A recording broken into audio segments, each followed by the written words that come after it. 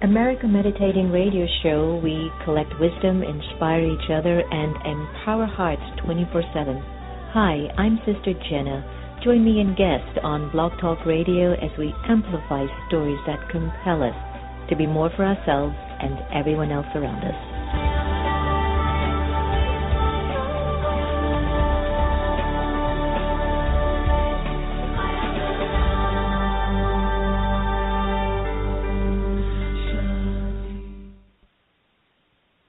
Would you be mine? Could you be mine? Won't you be my neighbor? Hi, neighbor. Mr. Rogers passed along friendship, hoping we would too. Friendship, pass it on, from the Foundation for a Better Life at Values.com. Are you stressed, frustrated, or annoyed at work? You don't have to be.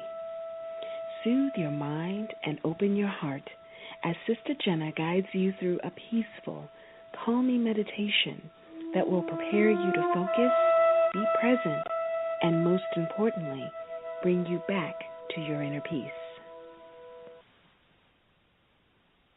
The Meditation Museum in Silver Spring, Maryland offers a variety of courses and activities to make your life go a whole lot smoother. Located at 9525 Georgia Avenue, you will be able to experience the beautiful silence that's in the space. There are courses in Raj Yoga meditation, positive thinking, stress-free living, and personal development classes. For more information, call us at 301-588-0144 or visit us online at meditationmuseum.org. Hey everybody, it's John DuParent from Project Forgive. How are you doing? You are in the right place for the highest level of conversation to feed your soul. American Meditating with Sister Jenna. Stay with us. Hi everyone, and Om Shanti. You're listening to America Meditating, and I'm your host, Sister Jenna. It's getting colder here on the East Coast, and we're preparing ourselves to wear as many layers of clothes as possible. If our minds are not strong enough to keep us warm, we're definitely going to need clothes to do so. But I've told everyone that we shouldn't complain. It's been quite bearable this winter time, and we've been really appreciating the fact that we've been surviving it pretty well. I hope today finds you in a good mental space, in a space of authenticity and courage to keep moving your life forward. I was having a conversation with someone yesterday, and the story goes like this. For almost 60 years or 50 years, she has created thoughts of being a victim. She has been victimized. She's been abused, abandoned, betrayed, all of the things that would make a very great drama or maybe even a horror movie. And I can only imagine the energy that's sitting inside. Also, we're aware that we are in situations because of something in the past. Something karmically has been going on in our soul story. So it's not that we can't overcome every situation that we find ourselves in that might be not the way that I would have written the script. And so even if I find myself thinking my way down the pit, I can also find my way thinking myself out of the pit. And it's been such an interesting scene, my friends. It's been watching someone who has a great amount of power, and it's like this treasure store of energy that's just blocked because of one thought: I'm a victim and someone needs to come and help me. And where I see her case so easily and so simply, that being orphaned, being abused, being abandoned, being just really thrown to the curve, sort of like the soul was just waiting for that authority figure or that mother or that father to come and rescue her, and they've not come back. So she's been on her own ever since, and so the way of her framing in life is, someone should come and rescue me. Someone come and help me. I'm still a child, I'm innocent. Someone should come and help me. And so I keep seeing the story because, they come to me quite often, and I say to myself and to God, the divine, and I go, she has all the powers in her. And so lately I'm working on this story of just talking into that place of her power, so that place of her power can wake up. So what I'm trying to say is, it's been quite a profound process that I'm inviting you in any situation or relationship that you might be witnessing with someone very close or dear to you or a client. Talk to that, what we call in Hindi, that sanskar, that impression of the power that's sitting in there, not the victim, not the one who doesn't seem to know what to do, not the one who seems helpless, but to talk into that sanskar or that power in that being, because it's sitting there. Each and every one of us on this planet, we're sitting with the power that is within us.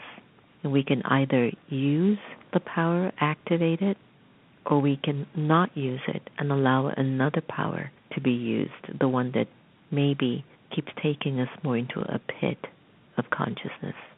Thank you so much for joining us today on the America Meditating Radio. I hope you're doing okay and well in using the power of your thought to build yourself out of your situations. Please stay tuned because we're going to have Kim-Dower on the air to join us in a healthy chit-chat and conversation. And before I get Kim on, I'd like us to do a meditation together to take us into a space of calm and cool and peace and just feeling safe. Take a deep breath.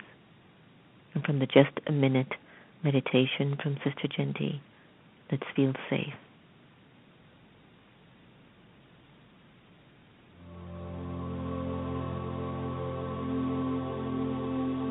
Feeling safe. Taking just a minute. Like a tortoise, I move into the safety of my inner world and experience a world free from distractions. I feel secure, protected, knowing that I am true to myself. I experience my true value, independent of the influence of others. I now gently step back into my surroundings.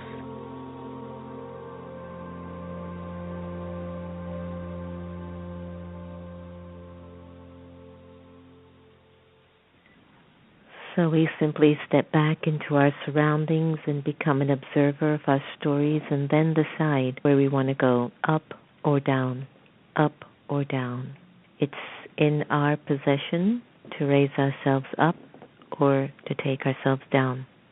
Welcome back to the air. We are really privileged to welcome Kim-Dower. Now, Kim was born and raised in beautiful New York City. She received a BFA in creative writing from Emerson College, where she also taught creative writing. Now, her first collection, Ear Kissing on Mars, was on the Poetry Foundation's Contemporary Bestsellers list, and Slice of Moon, her second collection, nominated for a Pushcart Award, was called Unexpected and Sublime by O Magazine. Kim's work has been featured in the Writer's Almanac and American Life and Poetry, as well as in Borough Street and the Los Angeles Review, to name just a few. Kim is also the founder of Literary Publicity and Media Training Company, and Kim from LA, and teaches a workshop called Poetry and Memory in the BA program of Antioch University. Her third collection, Last Train to the Missing Planet, will be published in the spring of this year. Today we're happy to welcome Kim-Dower to the America Meditating Radio. Hi Kim, warm welcome. Oh, thank you so much, Sister Jenna. It's been a privilege just to listen to your show as I've been on the line here and participate in your meditation. It was beautiful. And it reminds me, so much. You're so welcome. And, you know, so much of what you were saying at the beginning of the show also applies to poetry. It was just hitting me right in the heart. And I think that authenticity and courage that you call for is the most important part of writing a poem. And so many other things that you've been talking about. So it's a pleasure. Thanks, Kim. It's like a song. You know, it's something that I've been really observing a lot, even within myself. Like when individuals do come in front of me with a challenge or an obstacle or an issue, or in this particular case, this person who is grappling with the same issue for 40, 50 years of her life and has reached a point where even she's tired of being in that place. And what is it in consciousness that's needed to shift that story? Sort of like one day you actually go out and buy the lottery ticket, and the next night you actually win. So from being maybe homeless or poverty-stricken, all of a sudden next day you're a billionaire. So what is that mechanism needed to get right into the heart of a soul for that shift to happen? I'd love to have a conversation with you on that. You know, I don't know the big answers to that, but I do know that poetry for me and for so many others is survival. And the shift that you're talking about and the understanding, you know, a poem, what it really does for the writer and hopefully for the reader is it helps to give order and understanding and solace to that which we cannot understand. And oftentimes when we're going through terribly painful situations, and the one that you described with this woman, obsessions and things that keep coming back, to write a poem is to give order to something which we cannot give order to. And that's part of why it looks the way it looks, and it has stanzas, and it has motion and movement. That helps to console us. I like that. I like that. Kim, you've had a literary publicity company and media training company for over 30 years. Yes. How does your work with other authors and clients relate to your own work as a poet? Well, all the work is about words, isn't it? And the main thing in the work that I do with my clients and my own work is to connect. Connect first to ourselves as writers. What are we trying to say? How can we say it the best way we can? And then after it's on the page, to connect that work to an audience. How can we find an audience? How can we bridge what we do to what they need? And this has always been the work. And I find that the more I do with others and other writers, the more it helps me and vice versa. Now, you've said that poetry is spiritual and even your religion. What do you mean by that? Because in what way do you find poetry to be a spiritual experience for your spiritual process? Well, you know, that's interesting because it's true that I do find that the words come to me often, not through my mind, but through my body. When I sit to write, I go into a trance often, and it's not anything I try to do. That's what happens to me when I'm in the zone. I sit and a line will come or an idea will come or the words will come. I don't know where they're coming from, and I've learned not to question it. I give myself to it. I imagine that's what a religious experience is. And poetry, like religion for many, is a practice. It's something that's very important to me. Reading it, studying it, writing it, talking about it, it feels occasionally very otherworldly. Again, I don't know where it's coming from, but it comes into me. Sometimes I can feel it coming through me like a spirit. And I don't mean to sound nuts. I just, that's what happens. And I would think religion is like this too for many people. I lose myself to something greater. Again, it's a power that's greater than I, and I welcome it and I cherish it, and I also fear it because I fear the day it will leave me. No, it can never leave you because I hope not. No, it won't. It won't. And even if it leaves, it doesn't leave forever. It basically lets you breathe and breathe more in sometimes. Because haven't you noticed sometimes when you're going through a cycle or a season or a spin where you just go through a pause, a month or two, and then all of a sudden it comes back full swing again. So we need to kind of go through those stages. I think that what you're saying, poetry is something that invites you to tap inside of yourself very deeply. And it's like it's going deeper into the subconscious. At the same token, you're in this current world and current state. So when the magic flows through the pen, I can only imagine that it's like ultra spiritual, because when you read it back, you're like, where did that come from? Yes, I think that's true, and I think the word that you used, it invites you. I think it compels you. It's a stronger, idea than an invitation. It's almost like a need. And I think that when you're talking again about this woman and so many of us, I once read somewhere, I forget which poet said, but our obsessions do not change, only the way we see them and write about them. But most of us, many of us, are obsessed with the same thing throughout our lives. And poetry gives a way, and there's many ways, but for me it's poetry, a way to examine that obsession, to look at it, to play around with it, and to challenge it, and sometimes to make it try to disappear or lessen it. So yeah, I get that. I think that's powerful. Actually, one of the things I'm going to do after our conversation is to address the issue to that particular person about envisioning really starting to write poetry and go into what you're feeling as a poetry and see what emerges. So thank you for that. Now, I know that you are approaching your third book, Last Train to the Missing Planet, and that's going to be released this year. You must be thrilled. Now, you've got a busy business. How do you find time to keep writing? Yeah, there's the question for you. The best news is when the poem hits you right in the head and you have to run wherever to get it down on paper. It can be while you're driving. It can be at any time. When it comes to you, let it in, and that's what I do, and I feel open to it. Maybe that's also a religious kind of an idea, I don't know, or spiritual.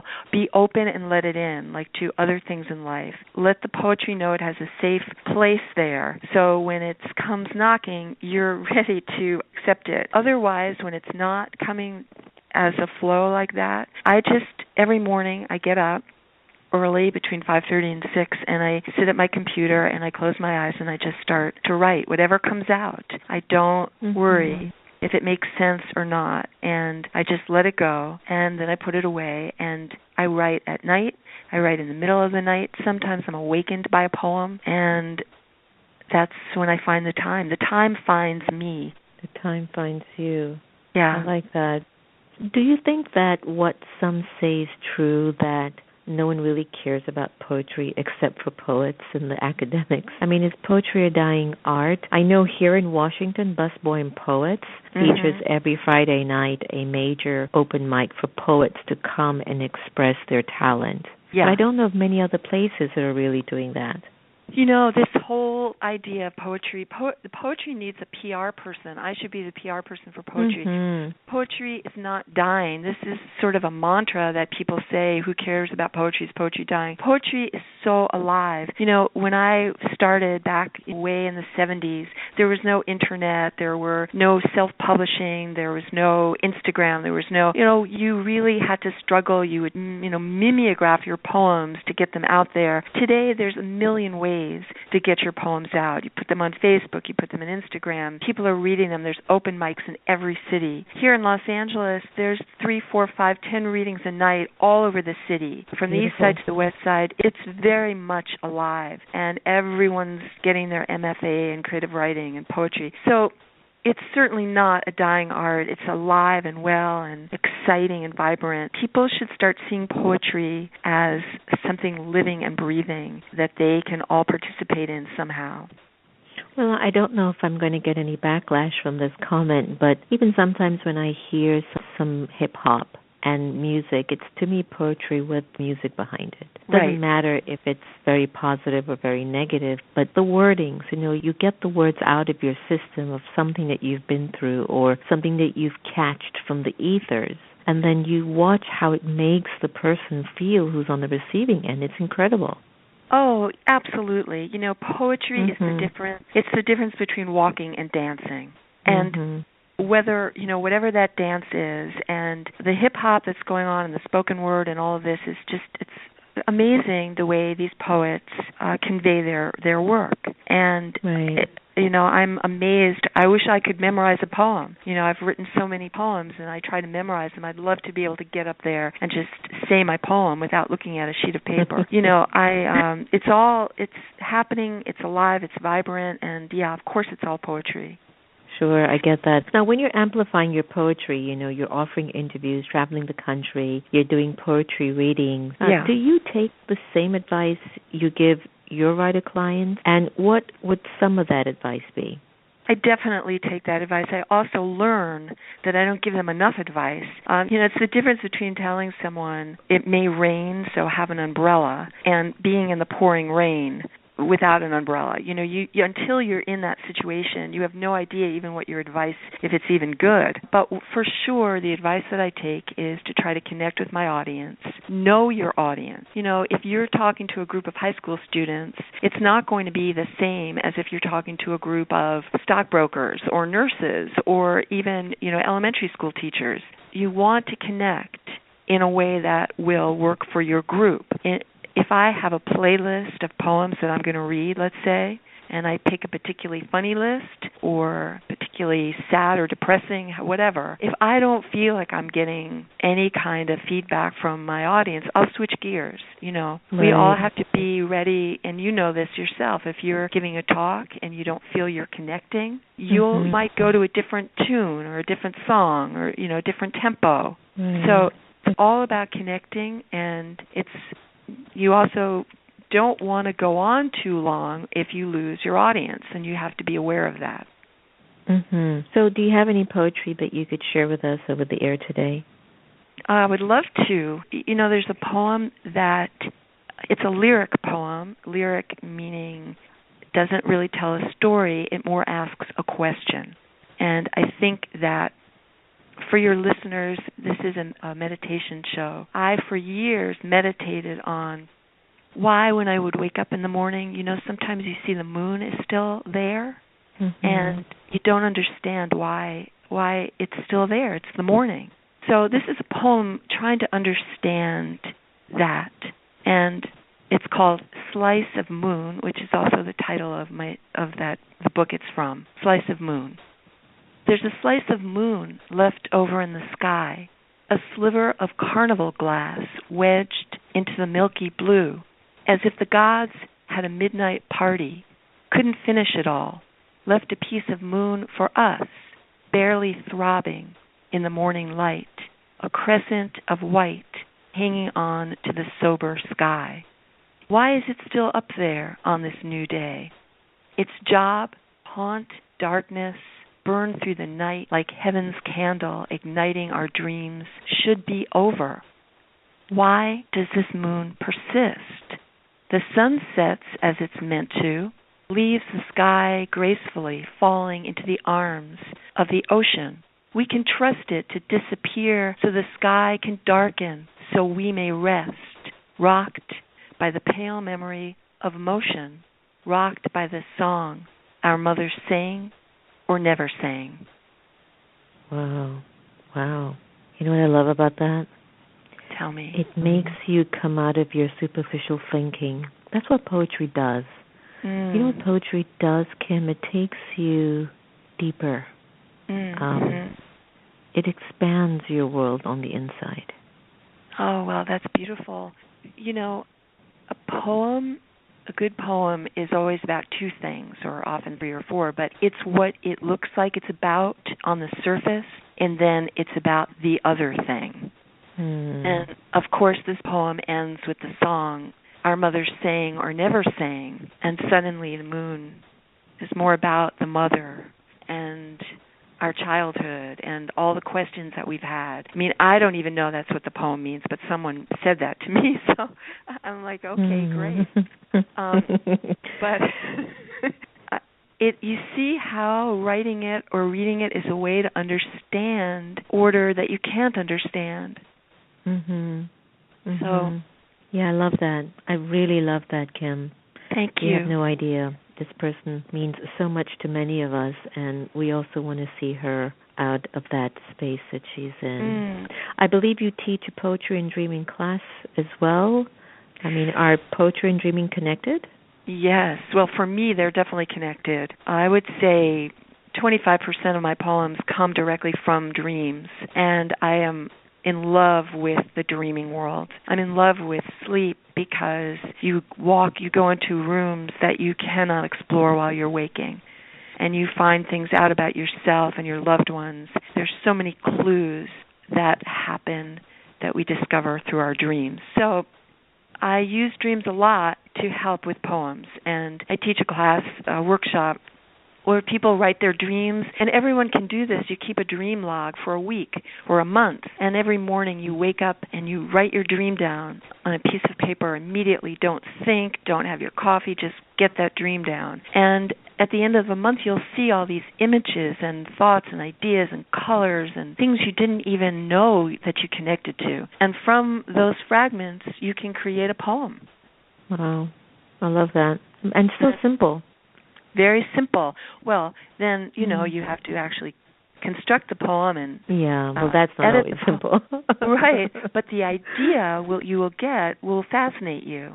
I bet it will. And it just opens you up to, again, what I said earlier, deeper thinking, just a deeper knowing of yourself. Yes. An expansion, within. Well, Kim Dower, thank you so much for enhancing the importance of poetry in our world. It is quite meaningful because I think it's it's your own quiet song of words. And I think that individuals, if they understand the power of that more and more, then it could really help people to grow and become more spiritual. Thank you so much. Thank you so much for that. Thank you. Thank you for having me on your beautiful show. It's been an honor. You're welcome. Now, before I let you go, leave us with a beautiful little poetry quotation. And if you are up to something good, some upcoming event, share with us when that will be, where that will be, or a website that our listeners can get a hold of you. Well, I have, my website is www.kim-dower, D-O-W-E-R, poetry.com. And you can see my books and etc., and even email me through that website. And I wish I had a beautiful quote to give you. I think, that everyone listening today, we make a meaning when we make a poem. Poetry is about making meaning, and everyone should always give yourself permission to write, and the energy is in the telling. So trust yourself, trust the language. Always give yourself permission to write and trust the language. Yes. Trust your story. That. Yeah. Trust your story. Yes. Trust your story and stop thinking about other people's stories. Yes. Trust your story, exactly. And you discover things through writing that you never knew. And, poetry as survival, that's key for many of us. Kim Dower, thank you so much for joining us on the air today. It was fantastic. Thanks a million. Take care. Same to you. Bye-bye. Bye. How nice it was to bring us back to just a whole appreciation for poetry and how poetry is a spiritual experience, but also how simple it can be that through your dreams and what you go through to just start to jot these things down and then developing the art of how to bring those words into formation that define what's a good poetry. What's a good poem? So please contact Kim at Kim-dower, D-O-W-E-R, poetry.com for more information. Look out for her new book, Last Train to the Missing Planet. I want to get on board. All right, everyone. I hope you enjoyed our little chit-chat today. Remember, no one can take away your happiness unless you give them permission, and we are here to love each other the same. And if you have any plans whatsoever to change the world, we'll start with changing yourself. Thank you so much for joining us on the air, everyone. Take good care.